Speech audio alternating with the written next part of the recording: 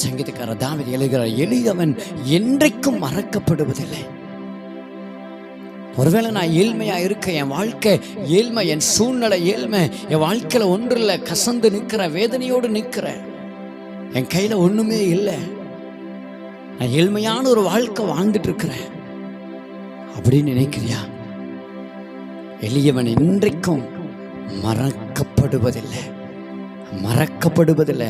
அன்பு சகோதரியே, ஒருவேளை ஆண்டவர் என்னை மறந்துட்டாரு, ஆண்டவர் என்னை விட்டு விலகிட்டாரு, ஐயோ நான் இவ்வளவு நாளா நான் கேட்ட விண்ணப்பத்துக்கு பதில் வரல, அவர் நீ மறந்துட்டான்னு நினைச்சியா? அப்பா சொல்றாரு, உன்னை நான் மறக்கல, உன்னை மறக்கல. எளியவன் இன்றைக்கும் மறக்கப்படுவதில்லை. சிறுமைப்பட்டுடைய நம்பிக்கை ஒருபோதும் கெட்டு போகல. ஒரு நம்பிக்கை தான்.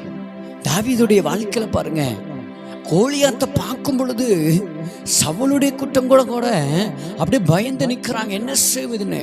ஆனா தாவீது பாருங்க, உண்மையா அந்த பார்த்தோன்னா அவனுக்கு எப்படிதான் தோணுச்சுன்னு தெரியல, எப்படிதான் தோணுச்சுன்னு தெரியல. அவனை அடிக்கணும், அவன் ஆண்டவர் இப்படி நிந்திச்சாங்கிற அந்த வெறி அவனுக்குள்ள ஒரு நம்பிக்கை வந்துச்சு.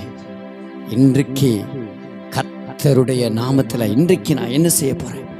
உன்னைய அடித்து உன்னை பாரு, உன்னைய எப்படியான உன்னை உண்மையா விட மாட்டேன்னு சொல்லி பாருங்க. கோலியாத்தோட சண்டை போடுவதற்கு ஒரு சின்ன பையன்தான், சின்ன பையன்தான். அதாவது அந்த வார்த்தை அழகா சொல்லி இருக்கும். உண்மையா சொல்லுகிறேன், 1 Samuel 17 வாசித்தீங்கன்னா அதில் சொல்லியிருக்கும், சகோதரர்கிட்ட போய் சொல்றாரு, ஒரு முறை கரடி வந்துச்சு, ஒரு முறை சிங்கம் வந்துச்சு, நான் பார்த்தீங்கன்னா ஆட்டை பிடிச்சது, நான் போய் தொடர்ந்து போய் அதை என்ன செய்ய, என்னோட வாய்க்கு என்ன செய்த